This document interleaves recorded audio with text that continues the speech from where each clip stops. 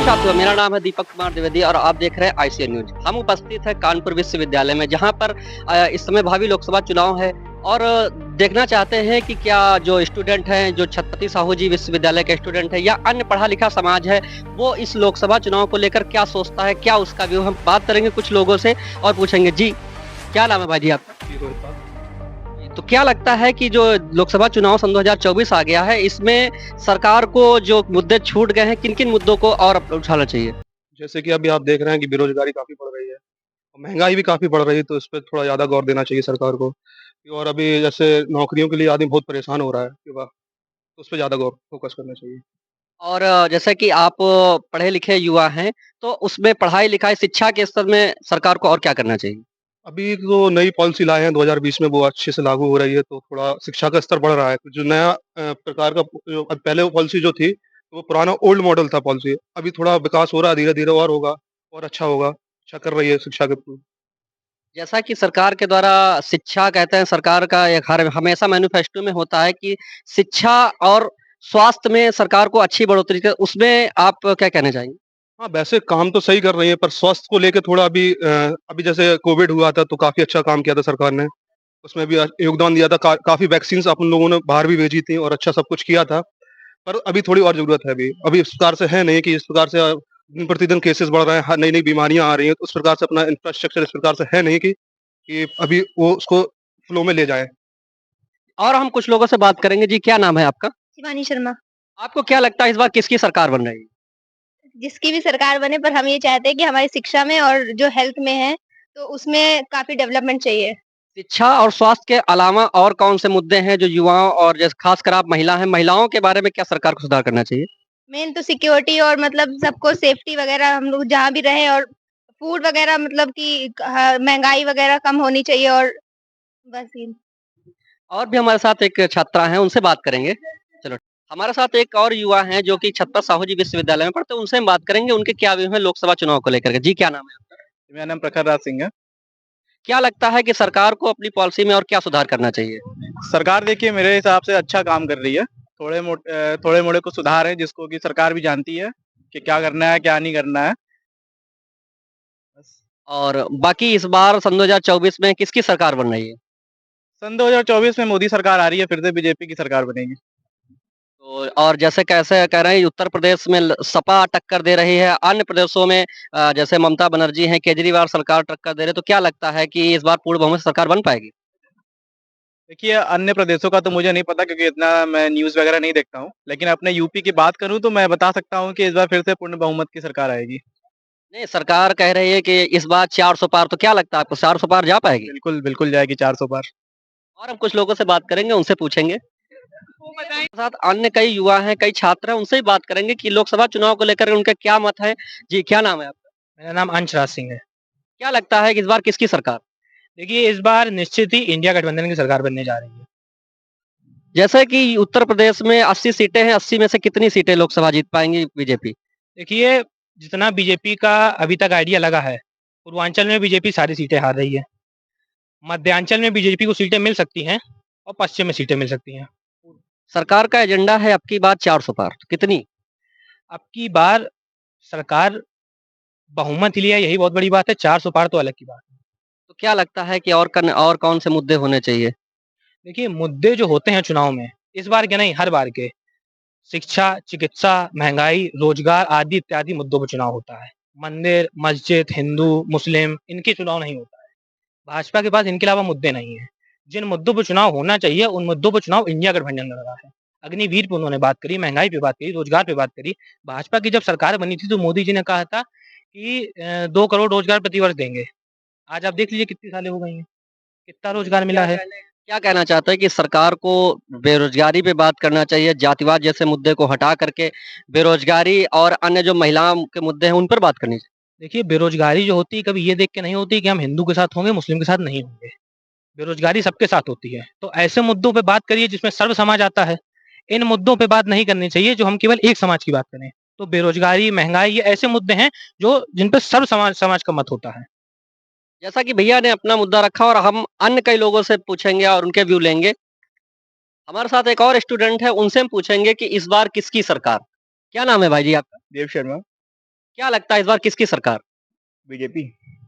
लगभग यूपी में 80 लोकसभा सीटें और पूरे देश में 445 लोकसभा सीटें हैं, तो कितनी बीजेपी जीत रही है? 380 प्लस। जिस यानी तरीके से बीजेपी ने काम किया है, एजुकेशन को बढ़ावा दिया है, उस वजह से बीजेपी को आना चाहिए। बीजेपी की सरकार को लेकर के छात्रों के क्या मुद्दे हैं? मेरे तो मतलब एजुकेशन अच्छी हो रही है, मतलब स्कॉलरशिप भी आई है, तो मतलब बीजेपी सरकार ठीक है।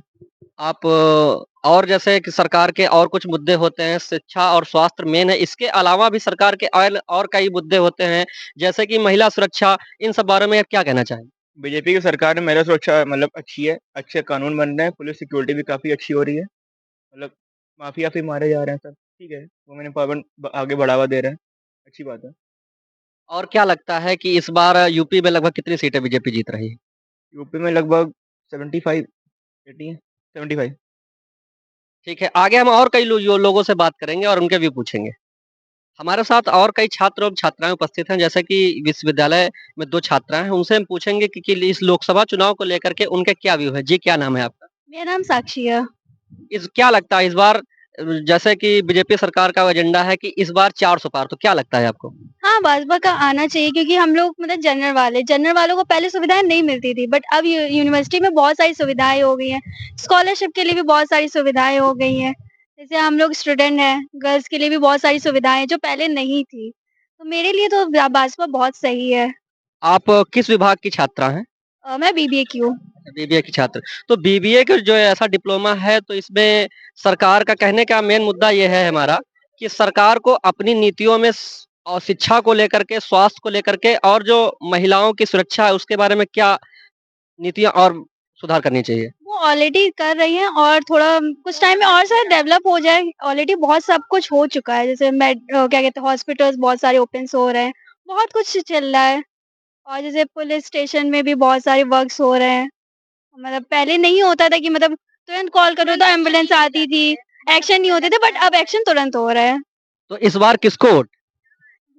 बीजेपी को ही।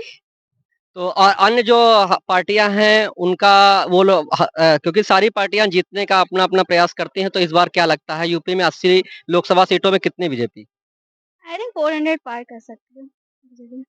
जैसा कि सरकार की नीतियों का इस बार 400 पार तो क्या लगता है आपको 400 पार जाएगा? जाएगा। और आपका क्या मुद्दा रहेगा इस बार वोट देने में? मेरे लिए तो यही मुद्दा है कि मतलब बहुत सारी सुविधाएँ हैं, बहुत सब कुछ है, गर्ल्स के लिए भी बहुत कुछ है और मतलब क्या कहते हैं एजुकेशन के लिए भी बहुत कुछ डेवलपमेंट हुआ है और भी होना चाहिए इसलिए बीजेपी। आपका क्या मुद्दा रहने वाला है इस लोकसभा चुनाव को लेकर? यही कि सारी फैसिलिटीज़ भी आ रही हैं इस समय एंड एजुकेशन सिस्टम भी बहुत ज़्यादा डेवलप किया गया है, तो इसी चीज़ को लेके। हम और भी कई लोगों से पूछेंगे कि उनके क्या विचार रहेंगे इस लोकसभा चुनाव को लेकर के। जैसा कि हमारे साथ और 2 छात्र बैठे हैं, उनसे पूछेंगे कि इस लोकसभा चुनाव को लेकर के क्या उनके मत हैं। जी, क्या नाम है आपका?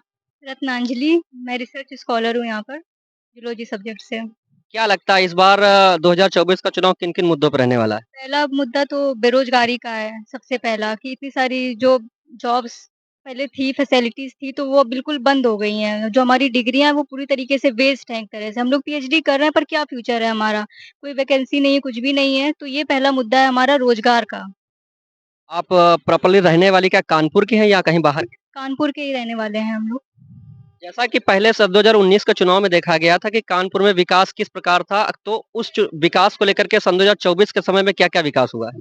विकास तो ठीक है, मेट्रो वगैरह का काम हुआ है, लेकिन मेन तो हमारा बेरोज़गारी का ही है ना और महँगाई का जो मुद्दा है सबसे मेन और जो जैसे हो रहा है इलेक्शन में जो इलेक्टोरल बॉन्ड वगैरह जो आ रहे हैं, तो उससे साफ हो रहा है कि क्या काम चल रहा है, तो सबको दिख ही रहा है। तो क्या लगता है सन 2022 में किसकी सरकार? अब ये तो नहीं ओपन कह सकते किसकी सरकार है बट चेंज होना चाहिए। चेंज होना चाहिए। तो कहने का सरकार का एजेंडा है कि इस बार 400 पार, तो क्या लगता है कि इस बार 400 पार क्या कर पाएगी? शायद चांसेस हैं पूरे-पूरे। यानी इस बार भी सन 2000 पूर्ण बहुमत से सरकार बीजेपी की बनने की हाँ, चांसेस हैं। लेकिन लेकिन लेकिन ये है कि सरकार बने इससे हम लोगों को कोई वो नहीं लेकिन हम लोगों की जो ज़रूरतें हैं वो पूरी होनी चाहिए। हम लोग इस टाइम पे इतनी हम लोग की एज होती जा रही, इतनी क्वालिफ़िकेशन बढ़ती जा रही बट हम लोगों को कोई भी मतलब रोज़गार नहीं मिल रहा है। हम लोग अभी इस टाइम पीएचडी के रिसर्च स्कॉलर हैं, हम यहाँ पे सीएसजेएम यूनिवर्सिटी से कर रहे हैं। बट इनकम का कोई हमको सोर्स आगे दिख भी नहीं रहा है। ना हम लोगों की वैकेंसियाँ आती हैं, हम लोगों की 4-4 साल बीत जाते हैं, पीएचडी नेट क्वालिफाइड बच्चे होते हैं, बट कोई उनका वो नहीं रहता कि आगे रिजल्ट क्या निकलेगा। पीएचडी करने के बाद 6 साल जूझने के बाद भी कोई उसमें सुनवाई नहीं है कि हम लोगों के लिए कोई पर्टिकुलर वैकेंसी निकाल करके हम लोगों को वहाँ पे सेट कर दिया जाए। अभी भी हम लोग 15-20 हज़ार की जॉब में ही स्टेबल हैं। तो इसके लिए मैं ये चाहूँगी कि जो भी सरकार बने तो थोड़ा-सा हम लोगों को स्टूडेंट को ध्यान में देते हुए कि हम लोगों के आगे फ्यूचर में हम लोग इतनी मेहनत कर रहे हैं तो हम लोगों का कुछ सेटअप हो। जैसा कि छात्राओं ने बताया कि उनकी जो मेन समस्या है वो बेरोज़गारी है। वो लोग पीएचडी के स्टूडेंट हैं और कहने का मतलब है कि पीएचडी करने के बाद इतना समय और इतना पैसा लगाने के बाद भी उनका भविष्य सुरक्षित होना चाहिए। इस बारे में हम और भी हमारे साथ कुछ लोग हैं, उनसे ही बात करेंगे कि इस लोकसभा चुनाव को लेकर के उनके क्या-क्या मुद्दे हैं। क्या नाम है आपका? मेरा नाम सतीश यादव है। तो क्या लगता है कि इस बार किसकी सरकार? देखिए, सरकार जो भी बनती है वो तो अपने फ़ायदे के लिए बनती है, लेकिन हम लोग यही चाहते हैं कि अब तो थोड़ा बदलना चाहिए, चेंज होना चाहिए क्योंकि जैसे बेरोज़गारी देख रहे हैं कितने साल साल हो गए हैं, किसी को भी जॉब नहीं मिल रहा है। वैकेंसी आती है, पेपर लीक हो जाता है। मैंने खुद यूपीपी का दिया था और लीक हो गया है। तो क्या करें? कोई फ़ायदा ही नहीं है। जैसा पैसों में कि भटक रहे हैं। जैसा कि अखिलेश यादव कहते हैं एमवाई फार्मूला जैसे मुस्लिम और यादव फार्मूला तो क्या लगता है इस बार आपका वोट क्या यादव इस बार भी सपा को वोट देगा या बीजेपी की तरफ जाएगा? नहीं, नहीं, बिल्कुल हम लोग सपा को ही देते हैं और सपा को ही देंगे। तो क्या लगता है कि 80 लोकसभा सीटें उत्तर प्रदेश में है इस बार कितनी? ये तो वक़्त बताएगा पर हम लोग यही चाहेंगे 80 है तो फिर 80 में सपा ही रहे। बहुत सही जैसा कि इन्होंने बताया कि ये यादव समाज से आते हैं और इनका वोट अखिलेश यादव को ही जाएगा और भी हमारे साथ कुछ स्टूडेंट हैं उनसे हम बात करेंगे। हमारे साथ अन्य कई युवा उपस्थित हैं जो कि छात्र एवं छात्राएँ हैं। उनसे हम पूछेंगे कि क्या उनकी प्रारंभिक समस्याएँ हैं और लोकसभा चुनाव को लेकर के उनके क्या व्यू हैं? जी, क्या नाम है आपका? दुर्गेश गुप्ता। आप किस विभाग से जुड़े? जी, मैं बीसीए कर रहा हूँ, सेकंड ईयर। क्या लगता है इस बार किसकी सरकार बनी? सरकार तो जिसकी लहर है वैसे बीजेपी की लग रही है। तो आप प्रॉपर्ली क्या कानपुर के रहने वाले हैं कि अन्य कहीं के रहने वाले? जी नहीं, मैं अयोध्या का हूँ। तो क्या लगता है अयोध्या में जैसा कि 22 जनवरी को भव्य श्री राम मंदिर की स्थापना हुई तो उस हिसाब से किसका वोट है? जी, अयोध्या में तो श्री राम मंदिर की वजह से बीजेपी की लहर है, लेकिन ये जो थोड़ा मतलब शिक्षा व्यवस्था में कुछ इनको और सुधार करनी चाहिए, जैसे स्कॉलरशिप वगैरह बहुत बच्चों की इस बार फँस गई है। तो क्या इस बार आपकी स्कॉलरशिप आई है? जी, आइए। जी, क्या नाम है आपका? हर्ष कुमार मल्लन। क्या मुद्दे रहने वाले लोकसभा चुनाव को लेकर? लोकसभा चुनाव को लेके यही मुद्दे रहेंगे कि जो भी सरकार बने, मोदी हो चाहे अखिलेश हो चाहे कोई भी सरकार हो, बस हमारे जो सॉल्यूशंस प्रॉब्लम्स हैं उनके सॉल्यूशंस हों, देश की सरकार, देश के व्यापार का ध्यान दिया जाए, आर्थिक स्थिति का ध्यान दिया जाए। हमें कर्जे में नहीं जाना है, हमें देश को सोने की चिड़िया वापस बनाना है।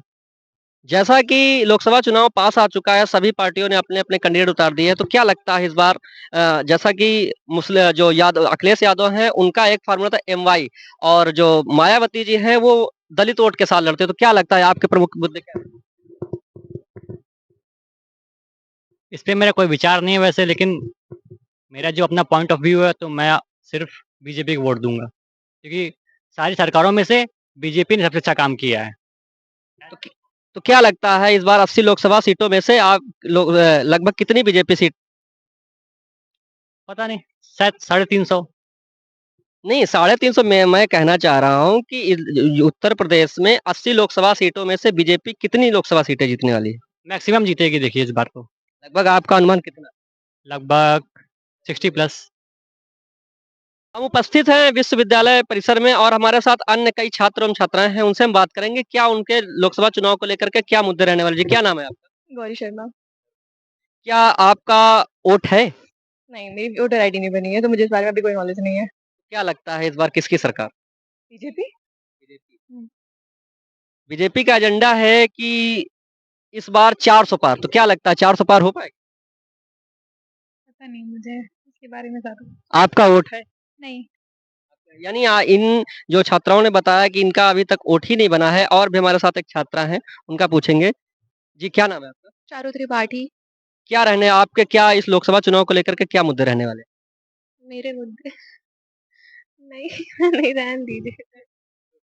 जैसा कि आपने देखा हमने छत्रपति साहू जी महाराज विश्वविद्यालय में छात्र एवं छात्राएं तथा अन्य लोगों के अपने अपने व्यू लिए इस लोकसभा चुनाव को लेकर के अन्य अन्य सबके व्यू लिए कुछ लोग कुछ जो व्यक्ति हैं वो बीजेपी को पसंद कर रहे हैं और उनकी नीतियों को पसंद कर रहे हैं कुछ तथा कुछ ऐसे लोग भी मिले जो सपा तथा अन्य पार्टियों को पसंद करते हैं अब देखना यह है कि इस बार उत्तर प्रदेश की 80 लोकसभा सीटों में से लगभग बीजेपी कितनी तय कर पाती है या अन्य अखिलेश की पार्टी हो या मायावती की पार्टी हो अपना अपना जो है कितनी सीटें तय कर पाती हैं। हम बात करेंगे अगले अब अन्य वीडियो में तब तक के लिए हमारे साथ जुड़े रहिए आईसीएन न्यूज के साथ और हाँ मैं कानपुर से संवाददाता दीपक कुमार द्विवेदी की खास रिपोर्ट।